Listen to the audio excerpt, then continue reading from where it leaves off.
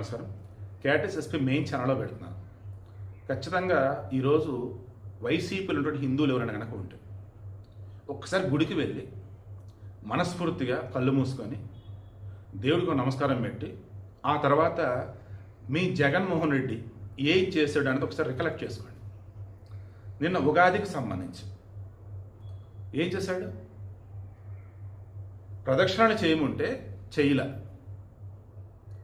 తర్వాత క్షమించమని చెప్పి చంపలేసుకోమని పూజారి చెప్తే చంపలేసుకోవాలి. అదేమంటే ఆమె భారత గారి నయం కనీసం ఎట్టాలని అనుకున్నారా? ఈ జగన్ వచ్చేసి ఇట్ట అంట అయిపోయింది. మొన్నేమో పులివెందుల దగ్గర ఏదో గుడికి వెళ్తే హవిస్సులు హోమగుండంలో వేయాలి, యజ్ఞవాటికలే వేయాలి. ఇలా పూజారికి ఇచ్చి నువ్వు వేసుకో అన్నాడు. అవసరమా? ఇటువంటి మనిషికి పూజలు చేసే పూజారులు ఎవరైతే ఉన్నారో మీరు వెళ్ళటం అవసరమా? ఏం పర్వాలా, వైసీపీలో ఉన్న వాళ్ళు ఎవరైనా బ్రాహ్మణులుగానో పూజారుగానో వాళ్ళే మేకప్ వేసేసి ఇక వాళ్ళ దగ్గర స్క్రిప్ట్ మంత్రాలు ఉంటాయి, స్క్రిప్టెడ్ మంత్రాలు అవి చెప్పేసుకుంటారు. ఆల్రెడీ మొన్న ఎవరో వచ్చే అంటారు ముఖ్యమంత్రి కావాలి, రాజ్యపాలన చేయాలి, ఏదో చెప్తున్నాడు మంత్రాలు. అసలు నా బాధల్లో ఒకే ఒకటి, జగన్మోహన్ రెడ్డి మీరు క్రిస్టియన్ అందరికీ తెలుసు, అది సరే, దానివల్ల ఊరు మళ్ళీ ఏం తప్పట్లేదే. మీరు ఎందుకు హిందువులలో ఉన్నటువంటి వారిని కొంతమందిని మీ సైడ్ తిప్పుకొని ఎర్రిపప్పలం చేయాలని, మీరేదో హిందువులకి సంబంధించి మేలు చేస్తున్నట్టు, మీరేదో హిందూ దేవులకి నమస్కరిస్తున్నట్టు ఎందుకు పిచ్చి పిచ్చి పనులన్నీ చేస్తారు? నిన్న సాక్షిలో ఏకంగా చెవిరెడ్డి భాస్కర్ రెడ్డి ప్రకటన ఫ్రంట్ పేజీలో, అందులో అవన్నీ సెట్టింగ్లే కదా నాయన అనకూడదు. కానీ ఏదో కొంచెం జగన్మోహన్ రెడ్డి ఒక్కడే వెళ్ళాడు. జగన్మోహన్ రెడ్డి భారత గారు ఉన్నది ఏదైతే ఉందో అవన్నీ సెట్టింగ్లు, లేదా వాళ్ళ దగ్గర సెటప్లు అన్నీ అంతే. అదే ఆమెమో తీర్థం తీసుకోదు, ఈయన ప్రసాదం తీసుకోడు.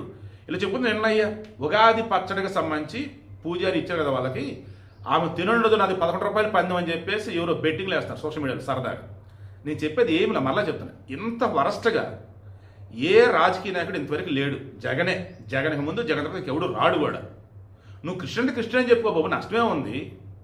ఏదో బలవంతంగా హిందువులు ఓటు కూడా పడాలి, నేను హిందువులను నమ్మించాలన్నట్టుగా ఎందుకు?